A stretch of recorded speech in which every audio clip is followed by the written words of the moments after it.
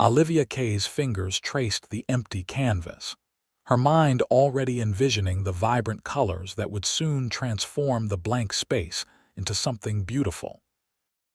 The afternoon sun streamed through the large windows of her art studio classroom, casting a warm glow over the dozen or so eager faces looking up at her. Teaching children had never been her plan, but 3 years into her career at Pinewood Community Arts Center, she couldn't imagine doing anything else. "Today, we're going to explore texture," she announced, her voice carrying across the room. "Art isn't just what we see, it's what we feel."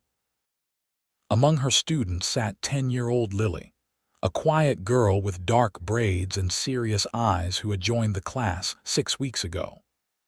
Unlike the other children who chattered excitedly, Lily approached her art with a focused intensity that reminded Olivia of herself at that age. As Olivia moved around the classroom helping students with their projects, the door to her studio opened. She glanced up, expecting to see one of the parents arriving early for pickup. Instead, she found herself looking at a tall, broad-shouldered man in a charcoal gray suit that contrasted sharply with the casual, paint-splattered environment of her classroom. "Uncle Wade." Lily's face lit up with a rare smile. The man's serious expression softened immediately at the sight of his niece. "Hey, Lily Pad, I'm early, I know." Olivia straightened up, wiping her hands on her already paint-stained apron. "You must be Lily's uncle. I'm Olivia Kaye, her art teacher."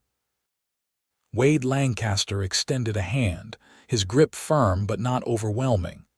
"Wade Lancaster. My sister got caught up at work, so I'm on pickup duty today." Olivia nodded, trying to place where she'd heard the name before. There was something vaguely familiar about him, though she was certain they'd never met. "Lily's been doing amazing work. Would you like to see what she's been working on while she finishes up?" Wade checked his watch, a timepiece that probably cost more than Olivia's monthly salary, and nodded. "I've got time." As Olivia led him to Lily's workstation, she was acutely aware of his presence behind her, the subtle scent of his cologne, the way he seemed to take up more space than an average person. Not physically imposing, but as if he carried an invisible weight of authority. "This is her landscape series," Olivia explained, showing him 3 small canvases that depicted the same mountain seen in different seasons. "She has an exceptional eye for detail." Wade studied the paintings, genuinely impressed. "These are remarkable." He turned to his niece, who was watching anxiously for his reaction. "You didn't tell me you were this talented, Lily Pad." The girl beamed under his praise. "She's one of my most dedicated students," Olivia added. "Art seems to be her natural language." Wade's eyes shifted from the paintings to Olivia, really taking her in for the first time. The paint splatters on her hands, the loose auburn curls escaping from her messy bun, the genuine enthusiasm in her green eyes as she spoke about his niece's talent. Something about her straightforward passion caught him off guard. "How long have you been teaching?" he asked. 3 years here, but I've always taught in some capacity," she replied. "I believe everyone has creativity within them. My job is just to help them find it." Wade found himself nodding, though art had never been a significant part of his life. The business empire he'd built left little time for creative pursuits. "It sounds like Lily is in good hands." The rest of the class was packing up, parents arriving to collect their children. Lily carefully placed her brushes in the cleaning solution and began washing her hands. "Will you be picking Lily up regularly now?" Olivia asked, curious about this uncle who had appeared out of nowhere. Lily had never mentioned him before. "For the next few months, yes. My sister Lily's mom is working on a major project at her law firm, so I'll be helping out with Lily while she's putting in extra hours." Olivia nodded. "Well, I'm sure Lily appreciates having you around." Wade watched as his niece meticulously cleaned her workspace. I'm trying to be more present.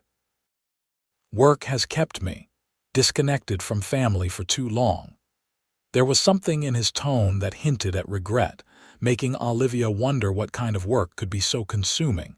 Before she could ask, Lily returned with her backpack and paintings. All ready, Uncle Wade. Wade's entire demeanor shifted again, softening as he took Lily's backpack. Let's get ice cream on the way home. What do you think? Lily's eyes lit up. Can we go to that place with the sprinkle station? Absolutely, he said with a smile that transformed his face entirely. As they turned to leave, Wade looked back at Olivia. It was nice meeting you, Miss Kaye. Olivia, please, and likewise, Mr. Lancaster. Wade, he corrected, and for a moment their eyes held. Then Lily tugged at his sleeve and the moment passed. Olivia watched them leave, father and niece hand in hand, before turning back to clean up her classroom. She had a strange feeling that Wade Lancaster was someone she should know, but she couldn't place why. Shrugging it off, she focused on preparing for tomorrow's class, unaware that her life had just intersected with one of Boston's most successful and private business magnates. Wade helped Lily into his Tesla Model X, still thinking about the art teacher with the paint-splattered hands and genuine smile. It had been a long time since he'd met someone who seemed so completely at ease in their own skin. Miss Olivia is the best teacher ever, Lily declared as she buckled her seatbelt. She never tells me my ideas are silly. Wade smiled at his niece in the rearview mirror. She seems very nice. Mom says she's too nice, that artists need to be tougher to succeed. Wade frowned slightly. His sister Cassandra had always been the practical one in the family, following their father into law while Wade had broken away to build his shipping and logistics company from scratch. Sometimes being nice is its own kind of strength, he said carefully. As he pulled away from the curb, Wade made a mental note to learn more about Olivia Kaye and the art program his niece was so enthusiastic about. It had been years since he'd seen Lily this animated about anything, and if art classes with Miss Kaye were responsible for that change, they were worth supporting. What he didn't admit to himself was that his interest might extend beyond just his niece's education.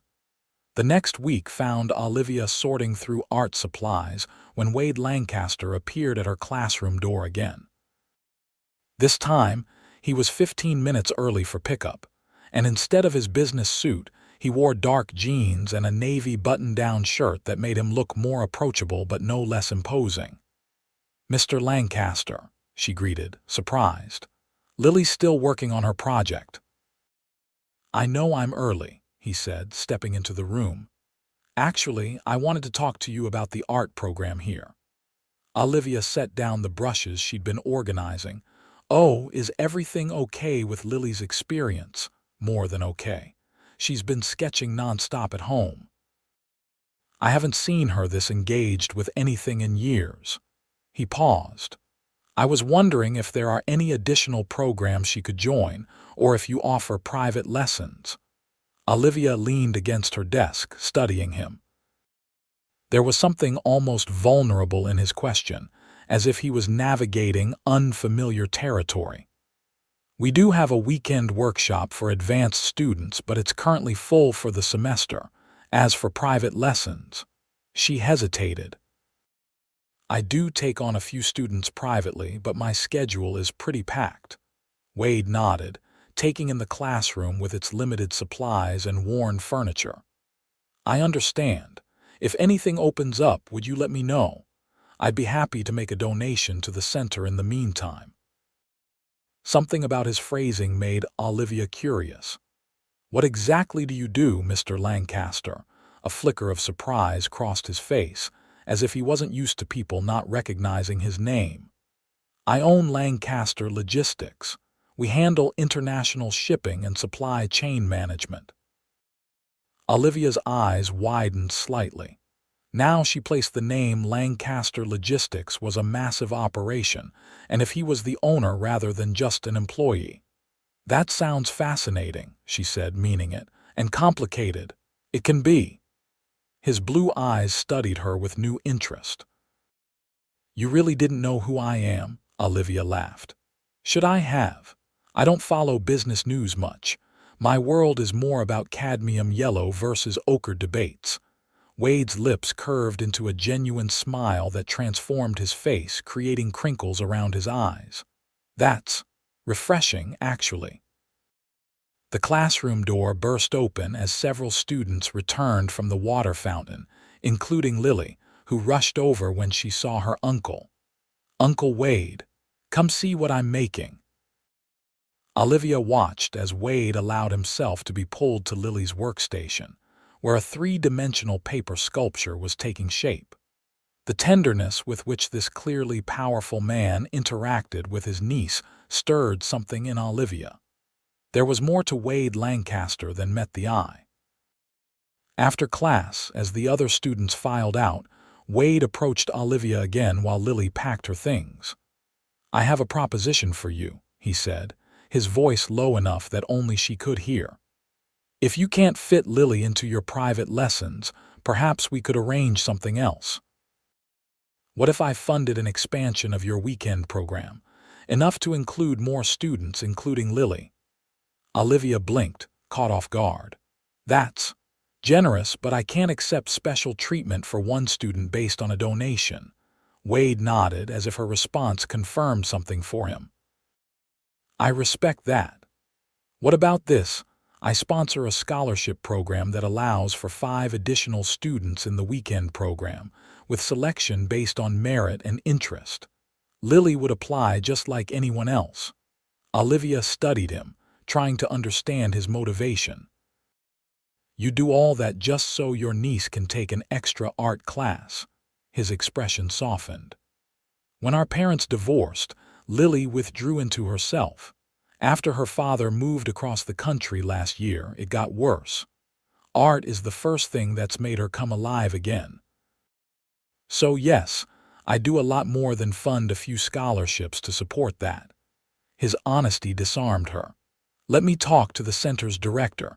If we're going to expand the program, we'll need to do it properly. Of course. He reached into his pocket and pulled out a business card, handing it to her. My direct line. Call me when you've had a chance to discuss it. Olivia took the card, her fingers brushing against his. An unexpected current seemed to pass between them, making her breath catch. She quickly stepped back, tucking the card into her pocket. I'll be in touch, Mr. Lancaster. Wade, he corrected again, the hint of a smile playing at the corners of his mouth. Wade, she echoed, suddenly aware of how intently he was looking at her. Lily appeared at his side, breaking the moment. Ready, Uncle Wade. As they left, Olivia found herself staring at the business card in her hand. The embossed letters caught the light. Wade Lancaster, CEO and founder. Below that, a phone number that she suspected few people had direct access to. What exactly had just happened here? The next morning, Olivia sat across from Millionaire Freeman, the director of Pinewood Community Arts Center, watching the older woman's eyes widen as she explained Wade Lancaster's proposal. Lancaster Logistics. The Wade Lancaster. Millionaire adjusted her glasses. Olivia, do you have any idea how significant this could be for our center? The man is worth hundreds of millions. Olivia shifted uncomfortably. I gathered he was successful, but that's not the point. He genuinely wants to help his niece and other children. The question is whether we can expand the weekend program. Millionaire gave her a look that suggested Olivia was being naive. With proper funding, absolutely. We've been operating on a shoestring budget for years. This could transform what we're able to offer. Olivia nodded, relieved but also strangely protective of the simple program she'd built. I don't want it to change too much. The intimacy of the classes is what makes them work. Of course, Millionaire agreed, though her eyes had the gleam of greater ambitions. Call him. Set up a meeting. I'd like to discuss this in person. That afternoon, with butterflies in her stomach that she told herself were purely professional, Olivia dialed the number on Wade's card. He answered on the second ring. Lancaster. His deep voice caught her off guard. "Oh, hi. This is Olivia Kaye from the Arts Center." There was a pause, and when he spoke again, his tone had warmed. "Olivia, I hoped I'd hear from you. I've spoken with our director and she'd like to meet to discuss your proposal." Olivia twisted a loose thread on her sleeve. "She's very interested." "Excellent. When works for you both?" They settled on lunch the following day at a restaurant near the center. As Olivia hung up, she found herself wondering what to wear. She immediately chided herself for the thought. This was a professional meeting about program funding, not a date. So why did it feel so much more complicated than that? The restaurant Wade had suggested was upscale, but not ostentatious, a converted industrial space with brick walls and large windows overlooking the Charles River. Olivia arrived with Eleanor, both dressed in their professional best, though Olivia had spent far more time than usual on her appearance that morning. Wade was already seated at a table near the window, rising as they approached. Today he was back in business attire, a perfectly tailored navy suit that emphasized his broad shoulders. Beside him sat an elegant woman with a tablet and professional demeanor who he introduced as his assistant, Diane. "Thank you for meeting with us," Eleanor began after introductions. "Olivia has told me about your interest in expanding our weekend art program." Wade nodded, his eyes briefly meeting Olivia's before returning to Eleanor. "My niece has benefited tremendously from Miss Kaye's teaching. I'd like to help make that opportunity available to more children." The conversation flowed smoothly as they discussed logistics, funding needs, and program structure. Olivia found herself impressed by how quickly Wade grasped the center's mission and needs. He asked insightful questions and listened attentively to their answers, occasionally making notes or conferring quietly with Deanne. "I'm thinking an initial grant of $250,000, Wade said casually, as if the sum were inconsequential. "That should cover program expansion, additional instructor compensation, and upgraded supplies and equipment for at least 3 years. Eleanor nearly choked on her water. "That's extremely generous, Mr. Lancaster." Olivia sat stunned. She'd expected perhaps $25,000 at most. Wade's eyes found hers across the table. "Consider it an investment in the next generation of creative thinkers. My company needs people who can approach problems from unique perspectives." The meeting concluded with handshakes and promises of formal paperwork to follow. As they prepared to leave, Wade asked if he might have a word alone with Olivia. Eleanor, still dazed by the prospect of such a substantial donation, readily agreed and left with Diane to discuss details. "You seem surprised," Wade said once they were alone. Olivia let out a breath she hadn't realized she'd been holding. $250,000 is a bit more than I expected for a few extra spots in a weekend art program. Wade's expression softened. "Is it too much? I don't want to overwhelm your program or change what makes it special." His consideration touched her. "No, it's wonderful. It's just, why, I know you care about Lily, but this level of support." Wade was quiet for a moment, looking out at the river. "When I was Lily's age, I wanted to build things. Not art, but structures, bridges, buildings. My father thought it was a waste of time." He turned back to her. "No child should have their passion dismissed as impractical." Olivia studied him, seeing beyond the successful businessman to the boy who'd had his dreams devalued. "That's a beautiful perspective. Besides," he added, a hint of mischief in his eyes, "it gives me a legitimate reason to check in on the program's progress. Perhaps I could observe a class sometime." Olivia felt her cheeks warm at his implication. "Our classroom door is always open to supporters." A slow smile spread across Wade's face. "I'll keep that in mind." He glanced at his watch. "I should get back to the office. I have a conference call with Singapore in 20 minutes. As they walked out together, Olivia couldn't help but ask, how does someone end up owning a global logistics company anyway? Wade held the door for her. "I started with one truck and a contract to deliver medical supplies to rural clinics that larger companies deemed unprofitable. Turns out there's a market for doing the difficult jobs well. From one truck to international shipping. That's impressive. It's been an interesting journey," he acknowledged. "But lately I've been wondering what it's all for if I'm not using it to make a difference." They paused on the sidewalk, the autumn breeze ruffling Olivia's hair. Wade reached out instinctively to brush a strand from her face, then caught himself and lowered his hand. "I should go," he said, his voice slightly rougher than before. "I'll have Deanne finalize the paperwork this week." Olivia nodded, intensely aware of the almost touch that lingered between them. "Thank you, Wade, for everything." As his car pulled away, Olivia stood watching, a strange mixture of excitement and trepidation swirling inside her. Something was happening here, something beyond a simple donation to an art program, and she wasn't entirely sure she was prepared for where it might lead. The following Saturday marked the first session of the expanded weekend art program. Thanks to Wade's donation, which had been processed with remarkable speed, the center had already purchased new supplies and hired an assistant instructor to help Olivia manage the larger class. Among the 15 students gathered in the brightened, better-equipped studio was Lily, who had indeed earned her spot based on merit.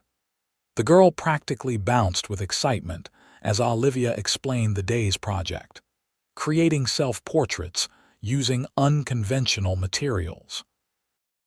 "Art isn't just about making something pretty," Olivia told the class. "It's about expressing who you are in ways words can't always capture." An hour into the class, the studio door opened and Wade stepped in. He'd mentioned he might stop by, but seeing him actually, there dressed casually in jeans and a forest green sweater that brought out the blue in his eyes made Olivia's heart skip. He gave her a small wave and moved to a corner of the room, content to observe without disrupting. Olivia continued teaching, hyper-aware of his presence but determined to stay professional. When the students broke for lunch, Wade approached.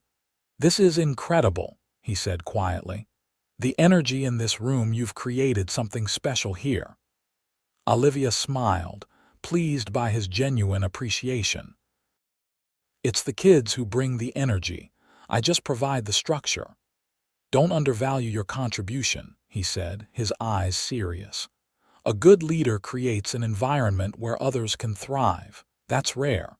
Coming from a man who led a global company, the compliment carried weight. "Thank you." Wade glanced around to ensure they weren't overheard. "I was wondering if you might be free for dinner tonight, to discuss how the program is going." Olivia hesitated. This was dangerous territory. He was essentially a donor to her program, not to mention her student's uncle. "I don't know if that's appropriate." Wade nodded, respecting her concern. "What about coffee tomorrow, somewhere public, purely professional?" His persistence, coupled with his respect for her boundaries, weakened her resolve. "Coffee I can do. There's a place called Riverfront Roasters near the center." "I know it. 11 o'clock." Olivia nodded, already wondering if she was making a mistake. 11 works." The rest of the class passed in a blur of activity. Wade stayed for another half hour before quietly excusing himself, but not before stopping to admire Lily's work and chat with some of the other students. Olivia noticed how naturally he engaged with them, asking thoughtful questions about their art without talking down to them. After class, as she was cleaning up, Olivia's assistant instructor, Rachel, sidled up beside her. "So, Who was the gorgeous man in designer casual who couldn't take his eyes off you? Olivia felt her cheeks flush. Wade Lancaster. He's funding our program expansion and he's Lily's uncle. Rachel raised an eyebrow. The Wade Lancaster, of Lancaster Logistics.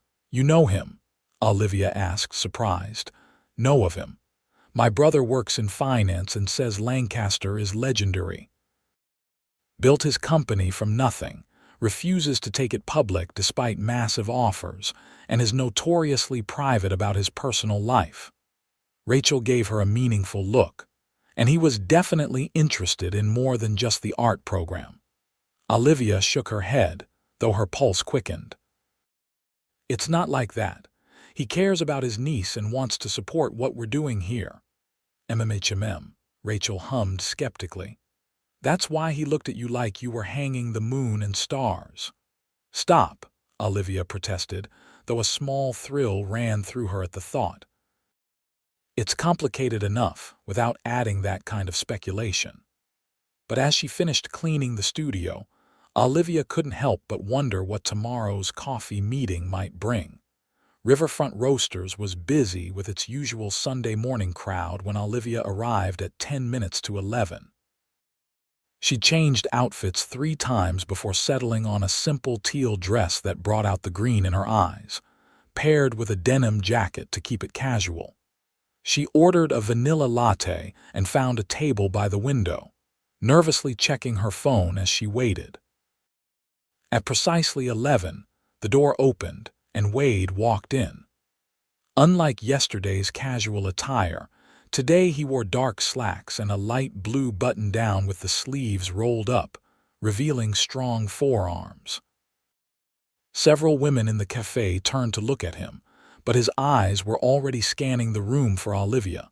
When he spotted her, his face lit up with a smile that made her stomach flip. I hope I didn't keep you waiting, he said, setting down a leather messenger bag before heading to the counter. Not at all, she replied, watching as he ordered a simple black coffee. When he returned to the table, there was a moment of slightly awkward silence before they both spoke at once. The class yesterday was, I wanted to thank you for. They both laughed, the tension breaking. You first, Wade offered. I just wanted to thank you for coming yesterday. The kids were excited to have a visitor, especially one who asked such thoughtful questions about their work. Wade took a sip of his coffee. I enjoyed it more than I expected. There's something invigorating about being around that kind of raw creativity. That's why I teach, Olivia admitted. Every day I get to witness these moments of discovery and expression. It's addictive. You could be selling your own art instead of teaching, Wade observed. I looked you up. You had quite a promising start before you switched to education. Olivia blinked, surprised that he'd researched her. I still create my own work, but teaching fulfills me in a different way. She tilted her head, studying him. What about you? Is running a global logistics empire fulfilling? A shadow crossed his face. It used to be all-consuming, building something from nothing, solving impossible problems, watching it grow beyond anything I'd imagined. He trailed off. Lately I've been questioning what it's all for. Hence the interest in giving back through the art program. Wade nodded, his blue eyes intent on hers. Partly, but I'm also trying to be more present for my family. After my sister's divorce, I realized how disconnected I'd become from what matters. Olivia appreciated his honesty. It's never too late to change course. That's what I'm hoping. He hesitated. Olivia, I should be direct. My interest in the art program is genuine, but I'd be lying if I said I wasn't also interested in getting to know you better. Her heart raced at his directness. I thought as much, but Wade, it's complicated. You're a donor to my program and Lily's uncle. Both true, and I understand your concerns. He leaned forward slightly. What if we kept things entirely separate? The donation has no strings attached, that's already in writing. As for Lily, she adores you as her teacher, which wouldn't change. Olivia turned her coffee cup in her hands. People would talk. People always talk. A hint of a smile played on his lips.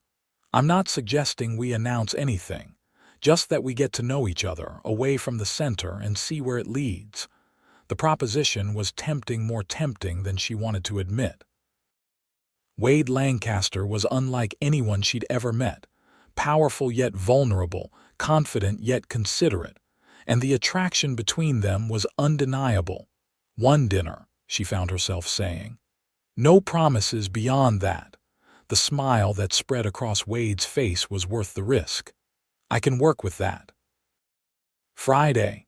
They spent the next hour talking, moving smoothly from topic to topic.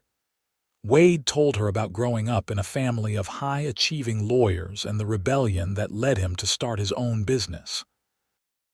Olivia shared stories of her childhood in a small coastal town, where an art teacher had changed the trajectory of her life. By the time they reluctantly parted ways, Olivia knew she was in dangerous territory.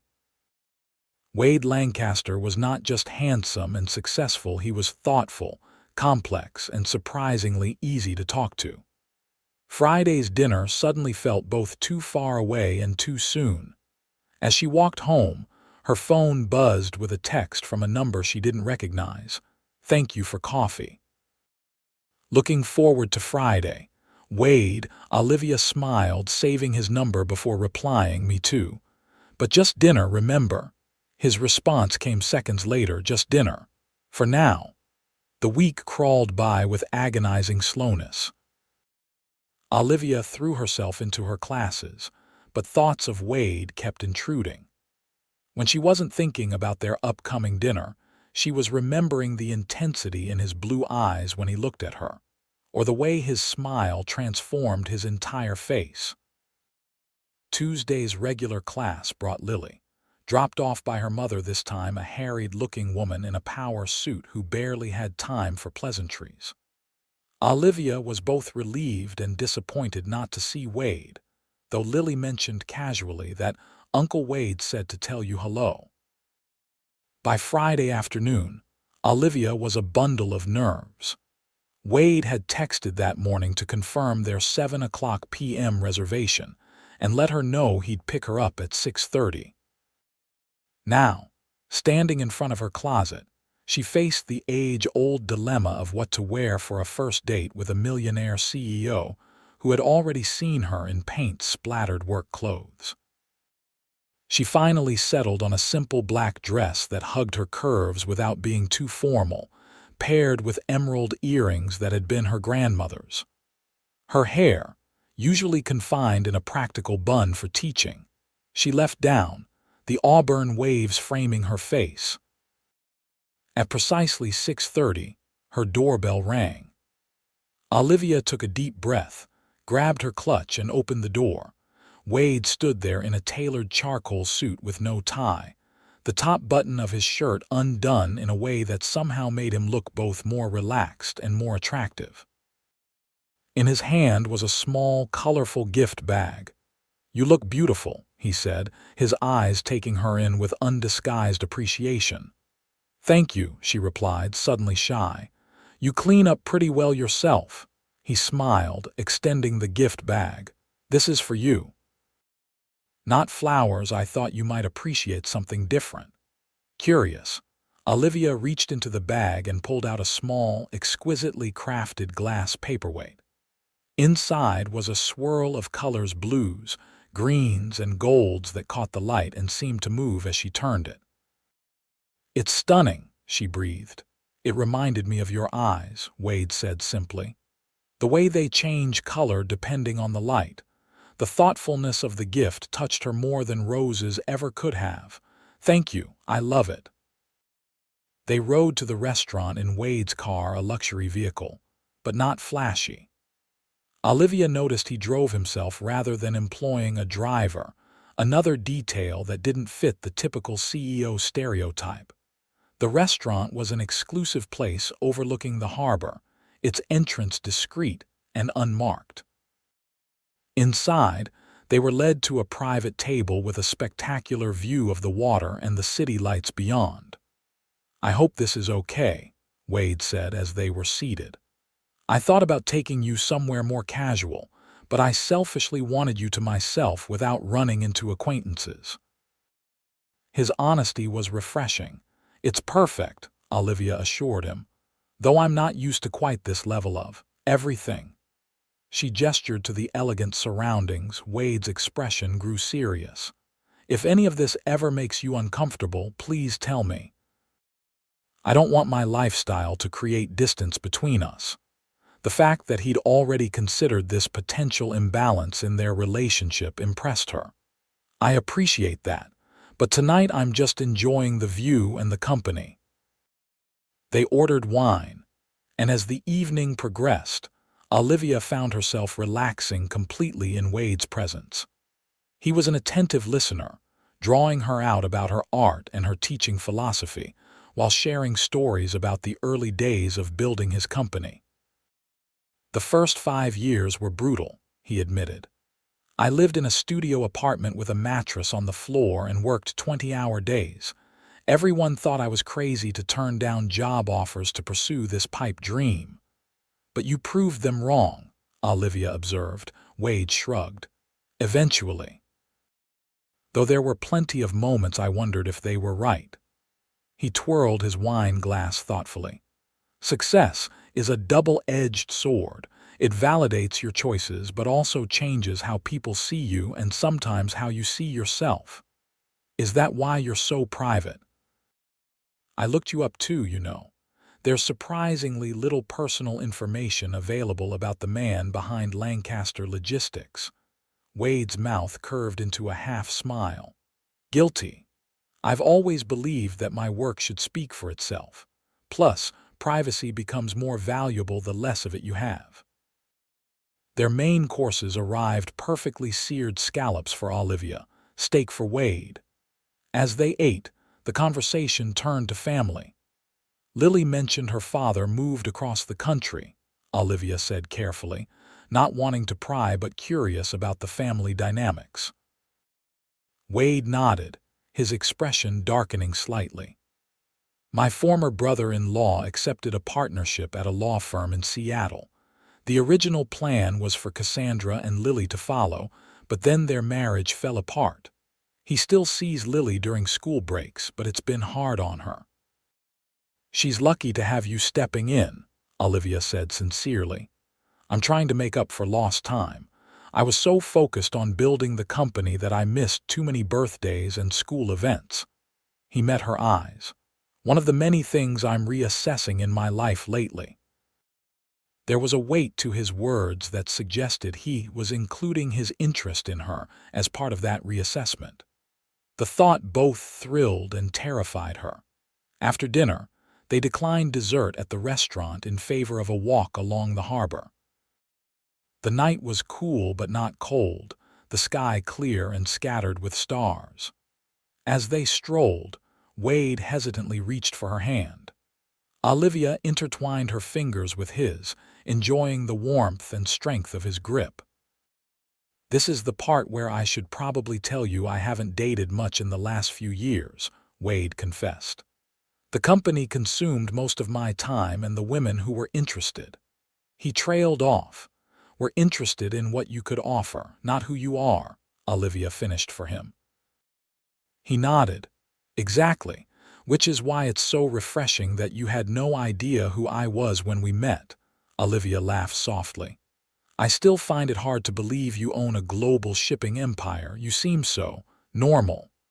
"I'll take that as a compliment," Wade chuckled, "though empire might be a bit grand. We're substantial but privately held. I've turned down multiple opportunities to go public or sell." "Why?" Olivia asked, genuinely curious. "Control," Wade answered immediately. "Once you have investors or shareholders, your priorities shift. I built Lancaster Logistics to solve real problems, not to maximize quarterly returns at any cost."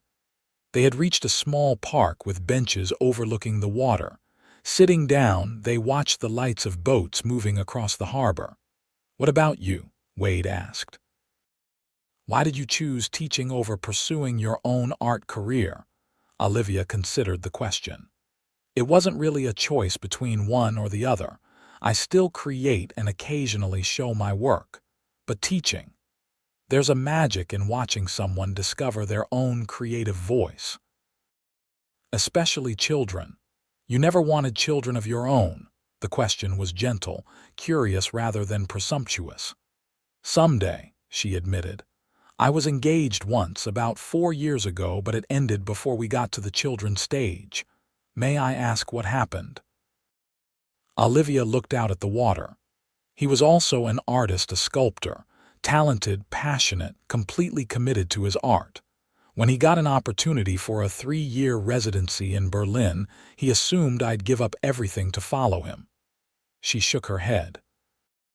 When I suggested we try long distance or that he consider turning it down for us, he said I wasn't serious about art if I wasn't willing to sacrifice for it.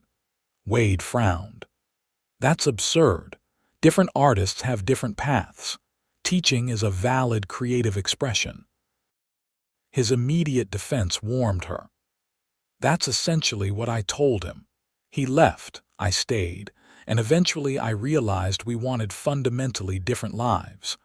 They were quiet for a moment, the gentle lapping of water against the shore the only sound. Olivia, Wade said finally, turning to face her. I want to be completely transparent with you. My life is complicated. I have responsibilities that sometimes require travel or late nights. The company employs thousands of people whose livelihoods depend on decisions I make. Olivia nodded, appreciating his honesty. But, he continued, I'm also at a point where I'm actively restructuring things to create more balance. I've hired excellent executives, delegated more, and I'm committed to being present in my personal relationships. His hand tightened around hers.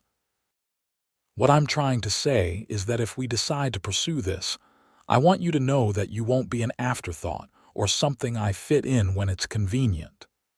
The sincerity in his eyes took her breath away. That's a lot of forethought for one dinner date, she teased gently, trying to lighten the intensity of the moment. Wade smiled, the tension easing from his shoulders. I'm a strategic planner by nature, can't help it. Well, Mr. Strategic Planner, Olivia said, feeling bold, what's your next move? His eyes darkened slightly as they dropped to her lips. Ideally, kissing you, but only if that's what you want to. The directness of his answer sent a shiver through her. I think that would be an acceptable next move. Wade's hand came up to cup her cheek, his touch gentle as he leaned in slowly, giving her every opportunity to pull away. But Olivia found herself moving toward him, her eyes fluttering closed as their lips met.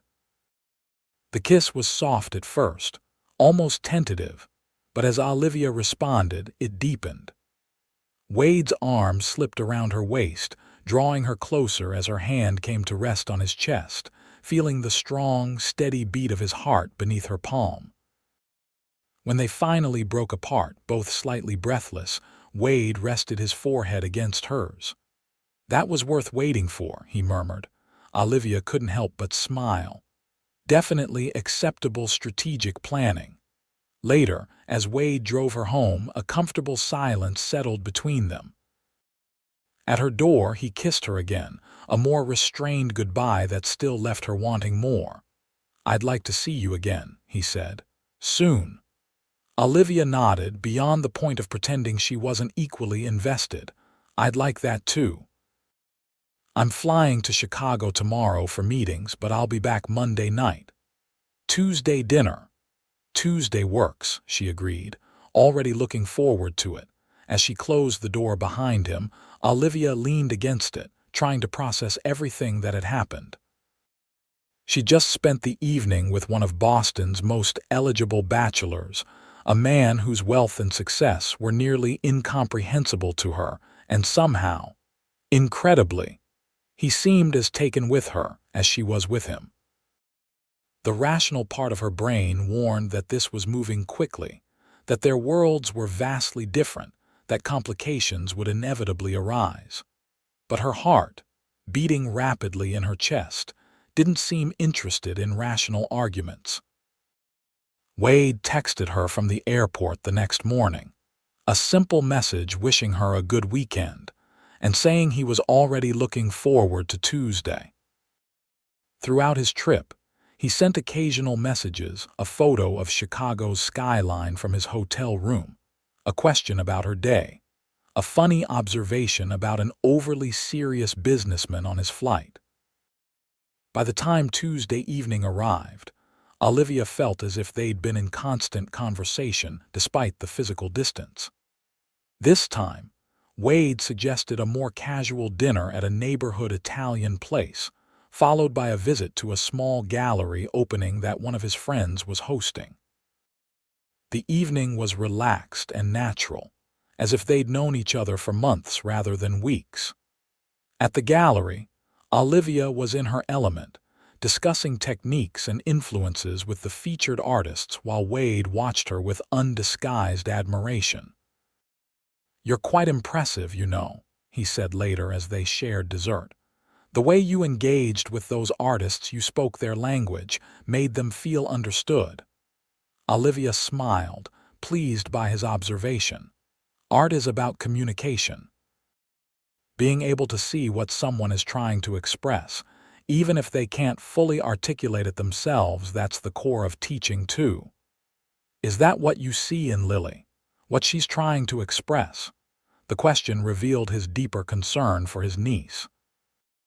Lily's art often features isolated figures in vast landscapes, a small girl looking at mountains or oceans. There's longing there, and a sense of being overwhelmed by something bigger than herself. Wade nodded slowly. "That sounds exactly like how she must feel about her parents' divorce and her father's move." "But," Olivia added, "in her recent work she's started adding other figures to the landscapes, still small but not alone anymore." The significance wasn't lost on Wade. "That's hopeful." "It is." Olivia hesitated before adding, "She drew you in her most recent piece." A tall figure standing beside the small girl, both looking at the mountains together. Wade's expression softened, vulnerability showing through his usual composure. "I'm trying to be there for her. Sometimes I worry it's not enough." Olivia reached across the table to take his hand. "It's enough. Children are resilient, especially when they know they're loved." The next few weeks fell into a pattern. Wade and Olivia saw each other 2 or 3 times a week, carefully navigating between their personal relationship and their connections through the art center. At Lily's regular Tuesday class, Wade would sometimes appear for pickup, but he and Olivia maintained a strictly professional demeanor in that context. On Saturday mornings, he occasionally observed the expanded weekend program, now thriving with 15 eager students and improved supplies. Afterward, they would spend the rest of the weekend together visiting museums, trying new restaurants, or simply relaxing at Wade's spacious penthouse apartment overlooking the river. As October turned to November, Olivia found herself falling deeply for Wade. Beyond his obvious attributes, his intelligence, his success, his undeniable good looks, she discovered layers to him that few people ever saw. His dry sense of humor, his genuine interest in how things worked, his tendency to bring her thoughtful gifts that showed he paid attention to her passing comments. One Sunday morning, as they lounged in his apartment sharing the newspaper and coffee, Wade broached a subject they'd been dancing around. "Thanksgiving is in 2 weeks," he said, setting down his coffee mug. "Cassandra and Lily always come to my place. Would you consider joining us this year?" The invitation represented a significant step, meeting his sister, officially being introduced to Lily as more than her art teacher. "Are you sure that's a good idea? What will Lily think?" Wade considered this. "I've actually mentioned to her that you and I have been spending time together." She was surprised at first, then immediately asked if this meant she'd get special treatment in art class. Olivia laughed. Smart girl. What did you tell her? That you're far too professional for that, and if anything, you might be tougher on her to avoid any appearance of favoritism. He reached for her hand. She seemed okay with the idea, even excited, I think. And your sister, Wade hesitated.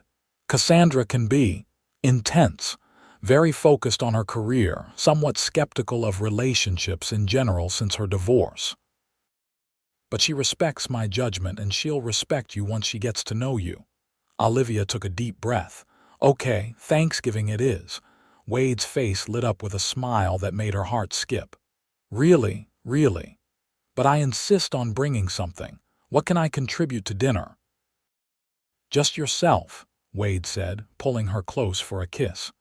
The rest is taken care of. As Thanksgiving approached, Olivia grew increasingly nervous about meeting Wade's sister. She knew from Wade's occasional comments that Cassandra Lancaster was a formidable presence, a senior partner at one of Boston's most prestigious law firms, brilliant and demanding in equal measure. The day before Thanksgiving, Wade called with an unexpected update. Cassandra just informed me she's invited our parents to join us tomorrow. Olivia nearly dropped her phone. Your parents? I thought they were divorced. They are, but they've maintained a civil relationship. Dad usually spends the holiday with his new wife in Florida, and Mom typically travels.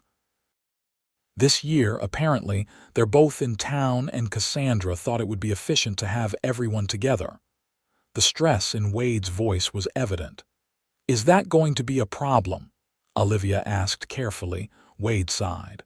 My relationship with my father is complicated. He never approved of my decision to start Lancaster Logistics. Even now, with all its success, he considers it less prestigious than joining the family law firm would have been. And your mother? She's always been supportive in her own way. She travels extensively for her work in international education policy, so we don't see each other often. But when we do, it's good. Olivia tried to process this new information. So tomorrow will be you, me, Lily, Cassandra, your father, and your mother. And possibly my father's assistant, who seems to accompany him everywhere these days. Wade paused. I understand if you want to reconsider. This is a lot to walk into. Part of Olivia did want to back out. Meeting Wade's sister had been intimidating enough. Adding his divorced parents and the family dynamics he'd hinted at made it exponentially more daunting. But she could hear the tension in Wade's voice, and she realized he needed her support. I'll be there, she said firmly. We'll face the Lancaster family gathering together. The relief in Wade's voice was palpable. You're remarkable, you know that. I'll pick you up at 1 tomorrow. Thanksgiving Day dawned clear and cold. Olivia dressed carefully in a burnt orange sweater dress that felt festive yet sophisticated, paired with boots and simple gold jewelry. Despite Wade's assurances that she didn't need to bring anything, she had prepared a signature dessert, a pumpkin cheesecake with a maple glaze that had always been a hit at family gatherings. Wade arrived promptly at 1, looking handsome in dark jeans and a navy sweater. He kissed her warmly, some of his tension visibly easing at the sight of her. You look beautiful, he said, helping her with her coat. His eyes fell on the cheesecake. You didn't have to bring anything, but that looks amazing. Family recipe, Olivia explained. I couldn't show up empty-handed to my first Lancaster Thanksgiving. The drive to Wade's penthouse was quiet, both of them lost in thought. As they rode the elevator up, Wade took her hand, squeezing it reassuringly. Whatever happens in there, he said quietly, know that I'm incredibly grateful you're here with me. The sincerity in his voice touched her deeply. Standing on tiptoe, she kissed him softly. We've got this. When the elevator opened directly into his apartment, They were greeted by the sounds of conversation and the delicious aroma of roasting turkey. Wade's normally pristine living space had been transformed with tasteful Thanksgiving decorations and a beautifully set dining table visible through the archway to the formal dining room. Lily spotted them first, rushing over with an excited, "Miss Olivia," before remembering herself and switching to a more grown-up greeting. "I mean, hi, Olivia. I'm glad you came." Olivia smiled warmly at the girl. "I'm glad to be here, Lily. You look very nice today." Before they could continue, a striking woman in her 40s approached, her resemblance to Wade unmistakable in the shape of her eyes and the set of her jaw, though her hair was several shades darker than his light brown. "You must be Olivia," she said, extending a perfectly manicured hand. "I'm Cassandra Lancaster, Wade's sister. Welcome." Her tone was polite but reserved, her assessing gaze taking in everything about Olivia in seconds. Wade stepped forward, placing a supportive hand at the small of Olivia's back. "Cassandra, this is Olivia Kaye. Olivia, my sister Cassandra." "It's a pleasure to meet you," Olivia said, shaking Cassandra's hand firmly. "Wade speaks very highly of you." "Does he?" Cassandra's eyebrow arched slightly. "How diplomatic of him." There was a hint of humor in her voice that suggested a warmer personality beneath the professional exterior. Before Olivia could respond, an older man's voice called from across the room. "Wade, don't monopolize our guest. Bring her over here." Wade's shoulders tensed almost imperceptibly as he guided Olivia toward the living area, where a distinguished-looking man in his 60s sat in an armchair, a drink already in hand. Beside him stood a much younger woman with a tablet who Wade had mentioned must be his father's assistant.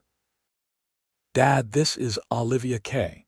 Olivia, my father, William Lancaster, Sr." William Lancaster looked very much like an older version of Wade, though his face bore lines of sternness that Wade's lacked. He extended his hand without rising. "So you're the art teacher who's captured my son's attention." Interesting. The way he said art teacher made it sound like an exotic and slightly dubious profession. Olivia maintained her smile as she shook his hand. "It's nice to meet you, Mr. Lancaster." "William, please. Mr. Lancaster makes me sound ancient." He gestured to the young woman beside him. "This is Jessica, my executive assistant." Jessica nodded politely but didn't offer her hand, her attention divided between them and whatever was on her tablet. A warm female voice interrupted from the doorway to the kitchen.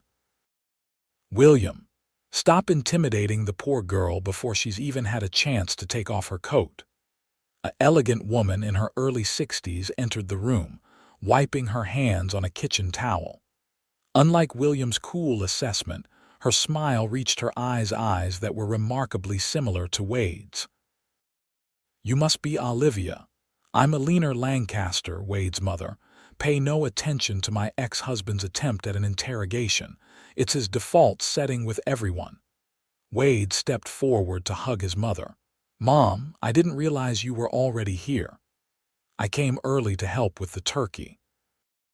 "Your sister may be brilliant in a courtroom, but she needs supervision in a kitchen."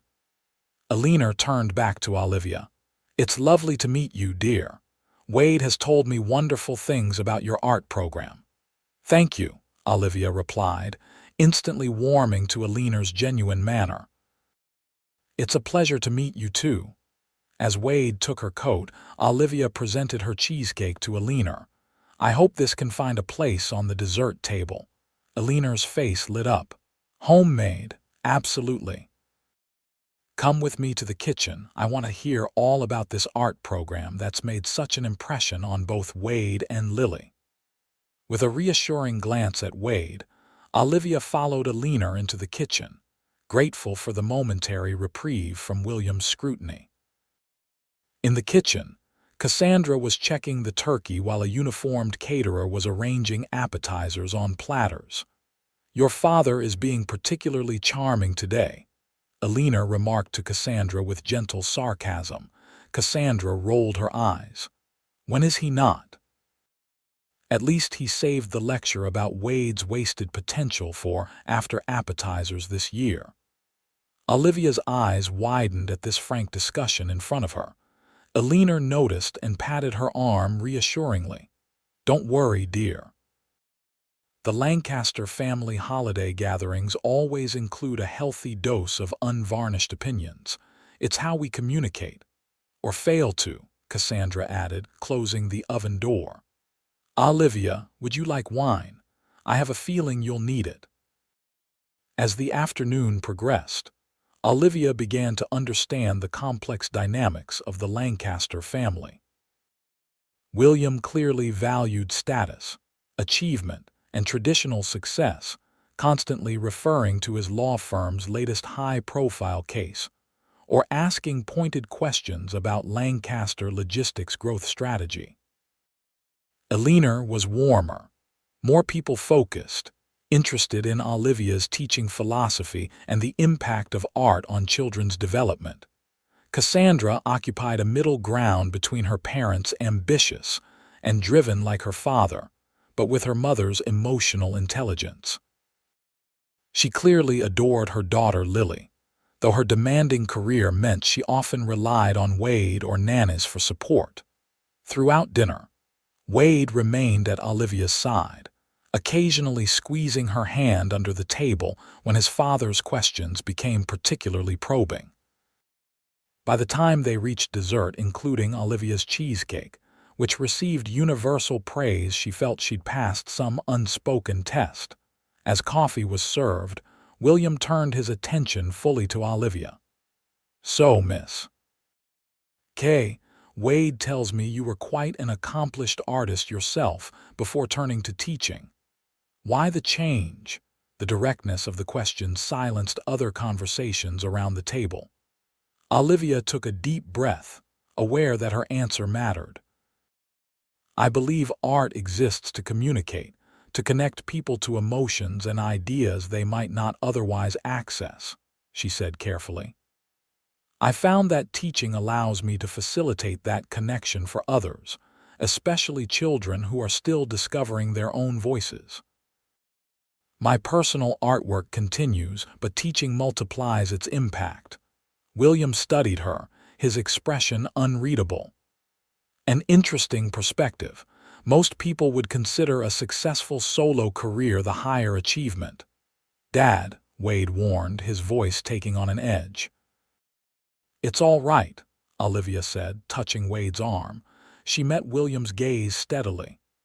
"Success can be measured in many ways, Mr. Lancaster.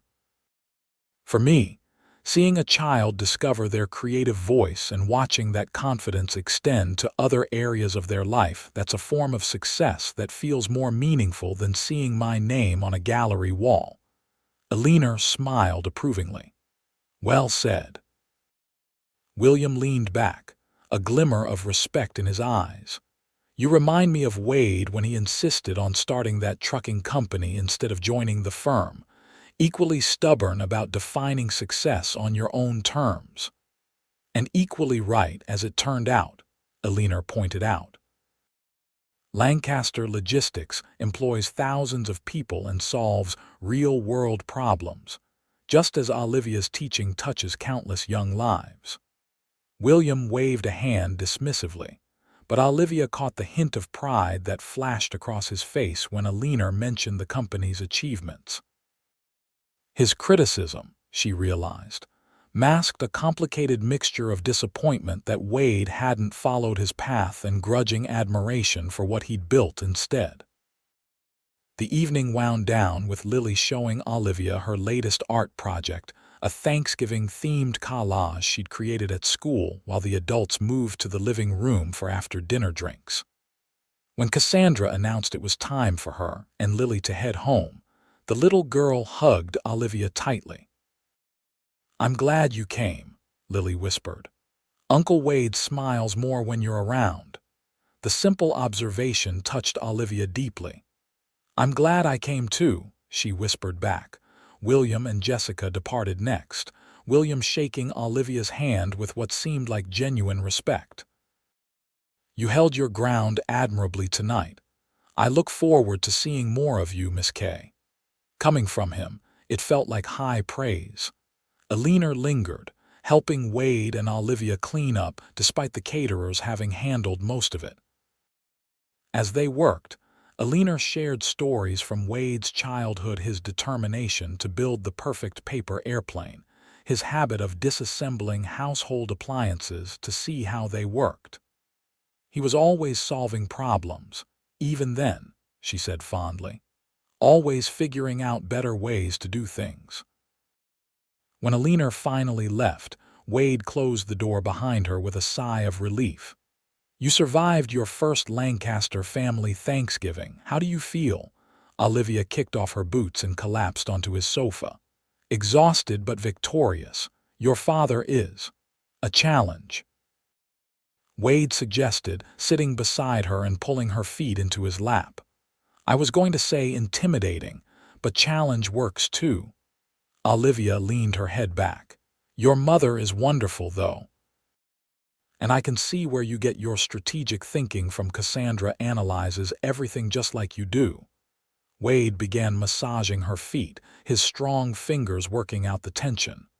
"They all loved you, you know, even my father in his own way." "How can you tell?"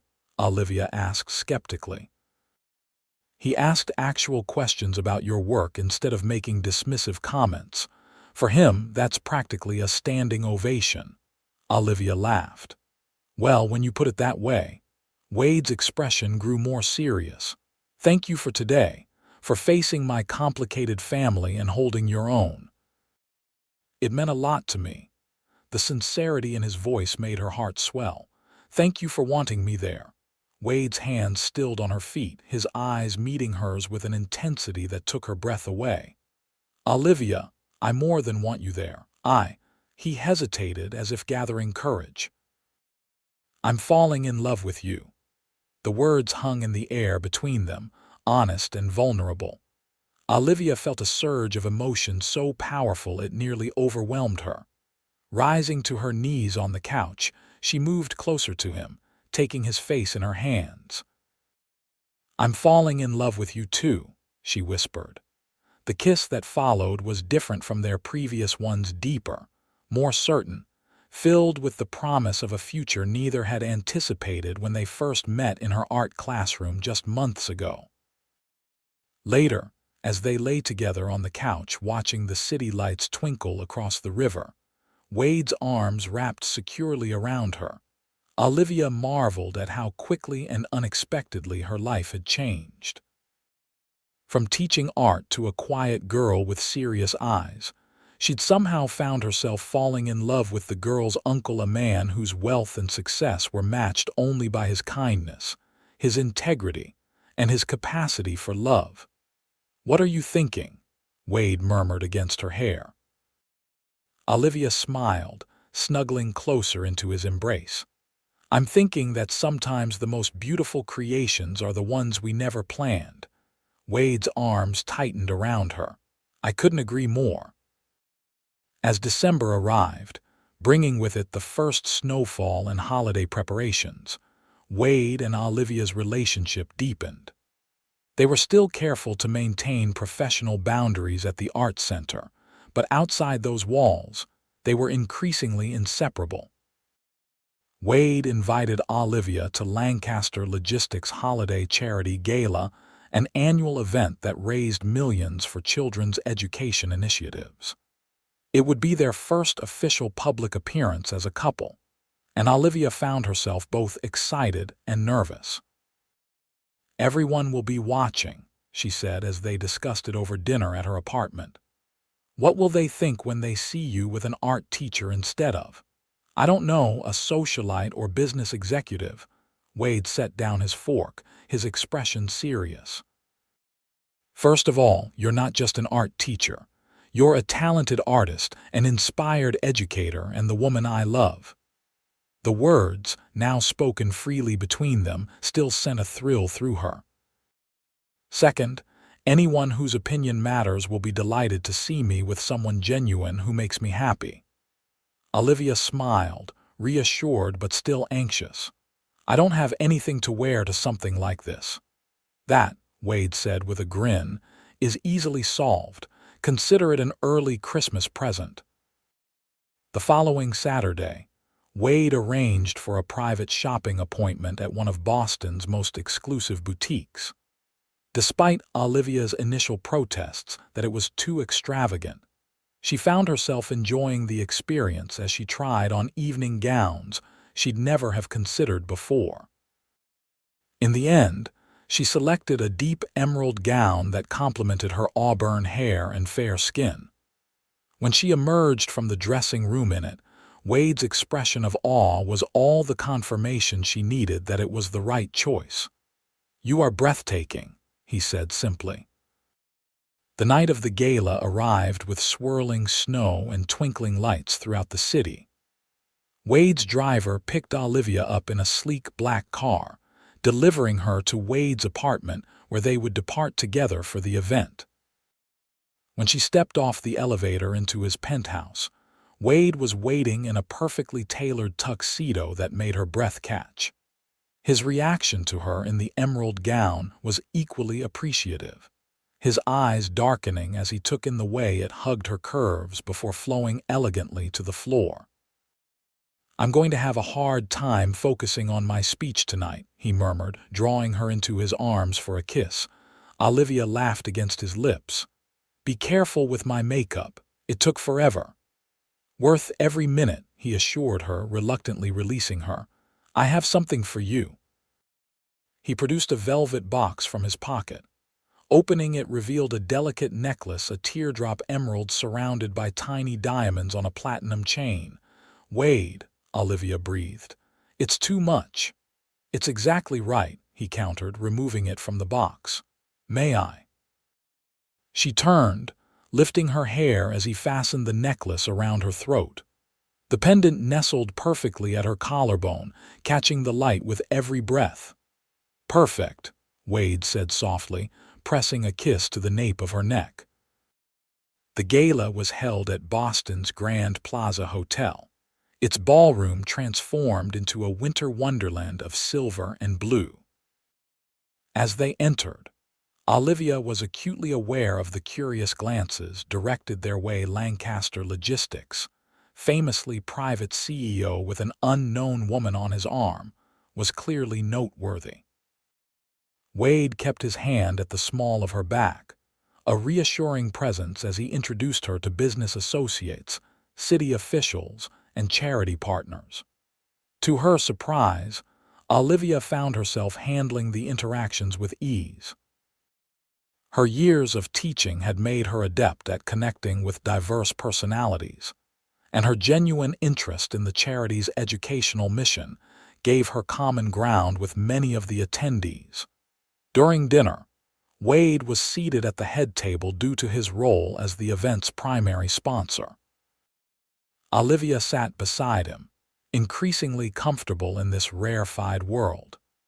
When it came time for his speech, she squeezed his hand supportively as he rose to approach the podium. Wade spoke eloquently about the importance of educational opportunity, relating it directly to his own journey. "Success isn't measured solely by profit margins or market share," he said, his eyes finding Olivia's in the crowd. "It's measured by the lives we touch, the doors we open for others, the potential we help unleash." The speech received enthusiastic applause, and Olivia felt a surge of pride. This was the Wade she'd come to love: thoughtful, purposeful, using his success to create meaningful change. Later, as they danced together beneath the crystal chandeliers, Wade held her close. "Thank you for being here tonight," he murmured against her ear. "Having you with me makes all of this more meaningful." Olivia looked up at him, struck again by how fortunate she felt to have found him. "I was just thinking the same thing." The evening concluded with the announcement that the gala had raised a record amount for educational initiatives, including a substantial matching donation from Lancaster Logistics. As they prepared to leave, several of Wade's closest business associates approached to bid them good night. "Wade, you've been holding out on us," said an older gentleman Olivia recognized as the CEO of a major bank. "Miss Kaye is delightful." Wade smiled, his arm tightening around Olivia's waist. "I know, I'm a lucky man." In the car heading back to Wade's apartment, Olivia kicked off her heels with a sigh of relief. That was actually fun. Exhausting, but fun. Wade loosened his bow tie, looking equally relieved to be done with the formalities. "You were amazing." Everyone was impressed not just with how beautiful you are, but with your intelligence and your passion for education. "I was nervous," Olivia admitted. "But once I started talking to people about the actual programs being funded, it felt natural." "That's because you care about the substance, not the show." Wade took her hand. "It's one of the countless things I love about you." Back at his apartment, as Olivia carefully removed the emerald necklace, she caught Wade watching her in the mirror, his expression thoughtful. "What is it?" she asked. He came to stand behind her, meeting her eyes in the reflection. "I was just thinking about how much my life has changed since that day I walked into your classroom, how much brighter everything is now." Olivia turned to face him, her heart full. "Mine too." As December progressed, they divided their time between holiday preparations and their usual routines. Olivia's art classes held their annual winter showcase, with Wade attending as both a proud sponsor and an even prouder boyfriend. Lily's winter landscape earned particular praise, showing remarkable progress since she'd first joined the class. "She has a natural eye," one of the visiting artists commented to Olivia. "With the right guidance, she could develop a unique style." Wade, overhearing, beamed with pride. "She has the right guidance," he said, his hand finding Olivia's. Christmas plans evolved naturally. Wade would spend Christmas Eve with Cassandra and Lily, then join Olivia at her parents' home in coastal Maine for Christmas Day, a prospect that both excited and terrified him. "What if they don't like me?" he asked as they decorated Olivia's small apartment with a modest tree and twinkling lights. Olivia laughed at the role reversal. "The successful CEO is worried about impressing my middle school principal father and librarian mother." "Exactly," Wade said, completely serious. "Your parents raised you to be the incredible person you are. Their opinion matters." His sincerity touched her deeply. "They'll love you because I love you," she assured him. "Besides, my dad will be thrilled to have another man around. He's been outnumbered by my mom, my sister, and me for decades." The week before Christmas, Olivia hosted her annual holiday gathering for fellow teachers and artists, a tradition she'd maintained even during her lean early teaching years. This year, her small apartment could barely contain the mix of her longtime friends and Wade, who insisted on handling bartending duties to give Olivia time with her guests. She watched him from across the room, effortlessly chatting with her college roommate's husband about local sports while mixing perfect old fashions. There was no trace of the powerful CEO here, just Wade, warm and engaging, completely comfortable among her eclectic group of friends. Later, after the last guest had departed and they were cleaning up together, Olivia voiced what she'd been thinking all evening. "You fit so seamlessly into my world." Wade looked up from loading the dishwasher. "Is that surprising?" "A little," she admitted. "Our lives were so different before we met. I worried sometimes that the novelty of dating an art teacher would wear off."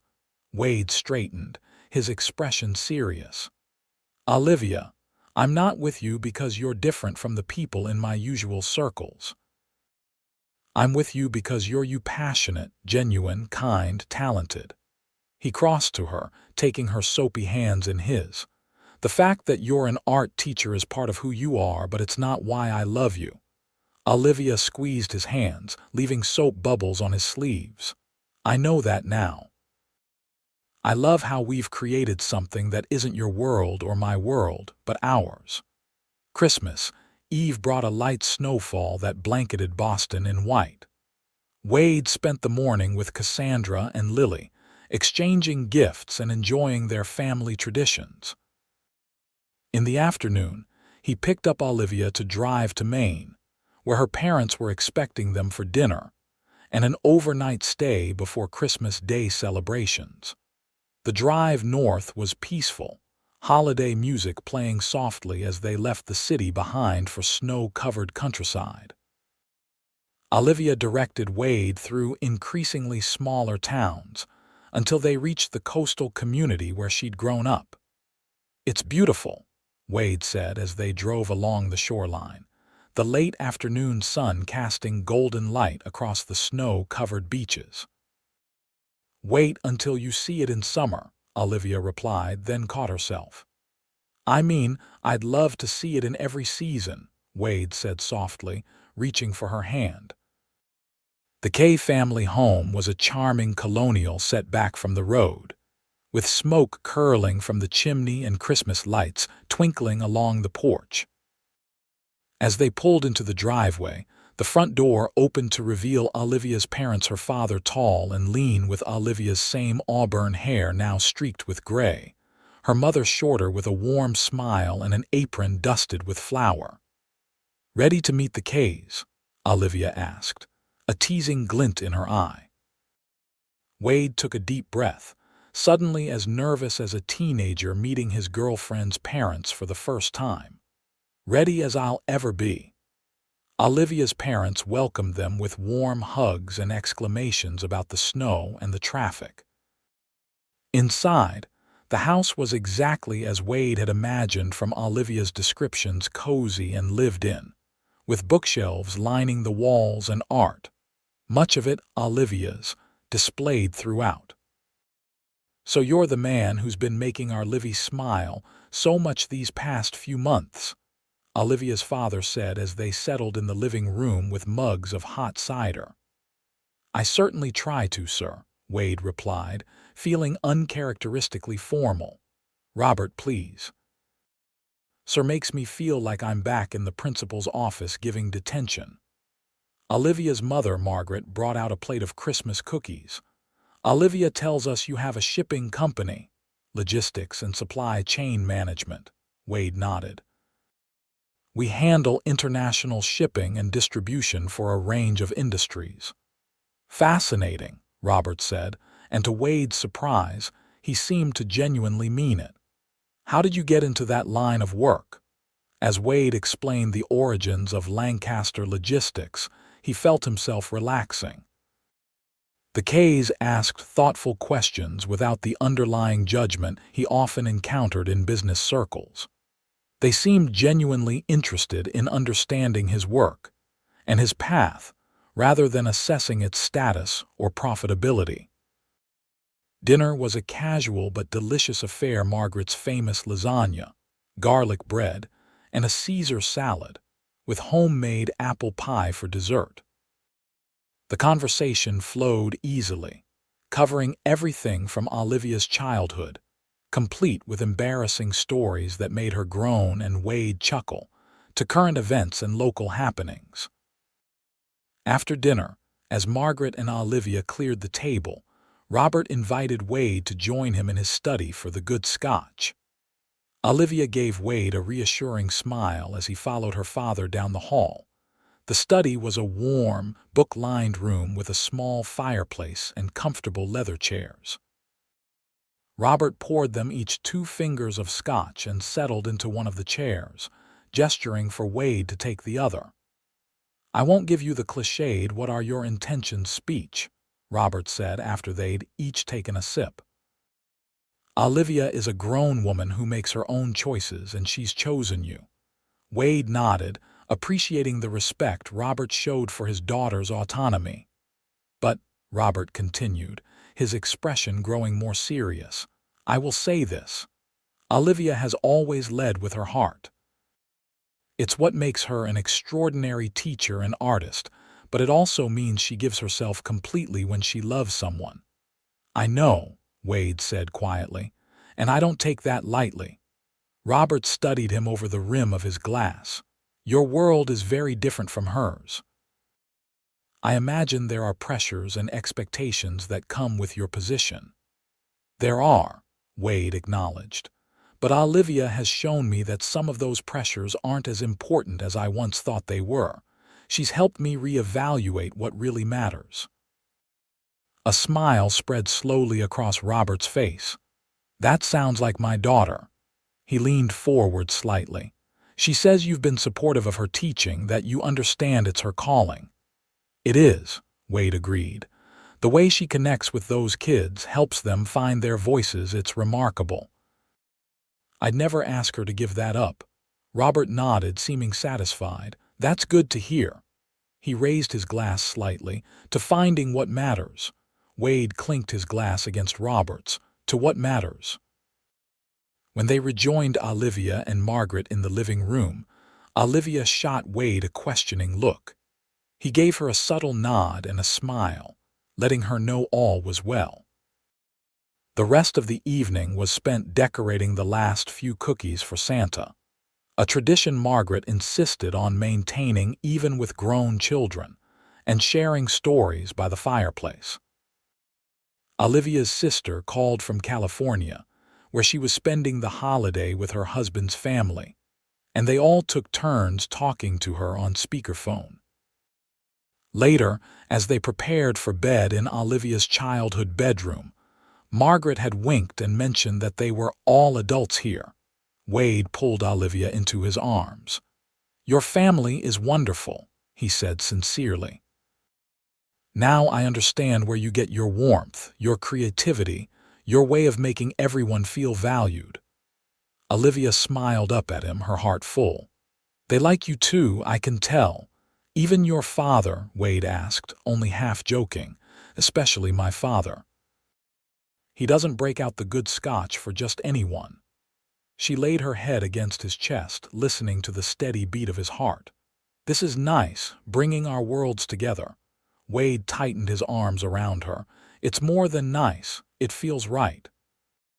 Christmas morning brought the traditional Kaye family breakfast feast, gift exchange, and a walk along the snow-covered beach, despite the biting wind.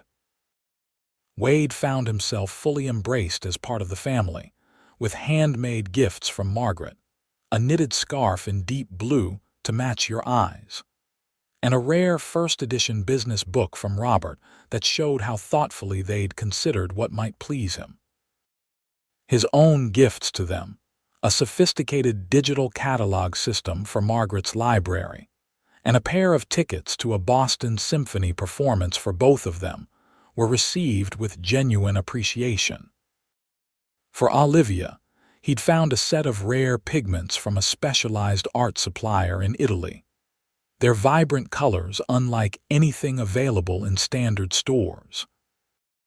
The look on her face when she opened them was everything he'd hoped for: surprise, followed by understanding of exactly how much research and thought had gone into finding something that spoke to her artist's soul.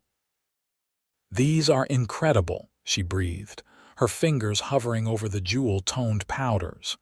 Wade, how did you even know about these? I may have consulted with a few experts, he admitted with a smile. I wanted something as unique as you are. Olivia's gift to him was equally thoughtful, a small, exquisite painting she'd created of the view from his office window, capturing not just the cityscape, but the particular quality of light that streamed in during late afternoon. It was personal, intimate, a piece of her art created specifically for him, showing him his familiar world through her eyes. It's beautiful, he said, genuinely moved. I'll hang it where I can see it every day. As they drove back to Boston that evening, both content and slightly drowsy from the day's festivities, Wade found himself thinking about their future with a clarity that had been building for weeks. He glanced at Olivia, who was gazing out at the passing scenery with a soft smile on her face. In that moment, with absolute certainty, he knew what his next step would be. The week between Christmas and New Year's passed in a pleasant blur of holiday activities, quiet evenings together, and preparations for the Art Center's winter session beginning in January. Wade had to travel to Chicago for 2 days on business, but returned in time for New Year's Eve. They had discussed various options for celebrating, from elegant parties to quiet dinners, but ultimately decided on something that felt meaningful to both of them. A private evening at Wade's apartment with a specially prepared meal, followed by watching the fireworks over the harbor from his terrace. Olivia arrived at 7, dressed in a simple but elegant black dress. Wade greeted her with a kiss and a glass of champagne, leading her into the dining room where he'd arranged for a chef to prepare a multi-course dinner that rivaled any restaurant experience. "This is amazing," Olivia said as they finished the main course, a perfectly prepared beef tenderloin with truffle-infused potatoes. "Though I'm not sure how I'll stay awake until midnight at this rate." Wade smiled, refilling her wine glass. "I have faith in your stamina." After dinner, they moved to the living room where a fire crackled in the fireplace despite the relatively mild temperature outside. Soft music played in the background as they settled on the sofa, content in each other's company. "It's been quite a year," Olivia reflected, curling against Wade's side. "If someone had told me last New Year's Eve that I'd be here now, with you, I would have thought they were crazy." "The best things in life are often the ones we don't see coming," Wade agreed, his arm tightening around her. They talked about the months since they'd met, the ways they'd changed each other, the moments that had drawn them closer, the future they were beginning to envision together. As midnight approached, Wade suggested they move to the terrace to watch the fireworks. The night air was cool but not uncomfortably cold. Wade wrapped a soft blanket around Olivia's shoulders as they stood at the railing, the city lights spread below them like a carpet of stars. In the distance, they could see the harbor where the fireworks would soon begin. "I have something for you," Wade said, his voice uncharacteristically nervous. "A late Christmas gift of sorts." Olivia turned to him, curious. "More? You've already given me so much." Wade took her hands in his. "Olivia, meeting you changed everything for me. Before you, I was successful but incomplete. You've shown me what really matters: connection, passion, purpose beyond profit." Olivia's heart began to race as she realized where this might be heading. "I love the way you see beauty in everything," Wade continued. "I love your dedication to your students, your creativity, your kindness, your strength." He released one of her hands to reach into his pocket. "I love everything about the life we're building together, and I want to keep building it for the rest of our days." He lowered himself to one knee, opening a small velvet box to reveal a stunning ring and emerald surrounded by diamonds, echoing the necklace he'd given her, but more significant, more meaningful. "Olivia Kaye, will you marry me?" Tears filled Olivia's eyes as joy welled up inside her. "Yes," she whispered, then louder, "Yes, Wade, I will marry you."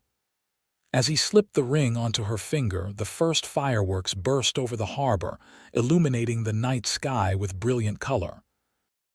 Wade stood, drawing her into his arms for a kiss that felt like a promise, a beginning, a future unfolding before them.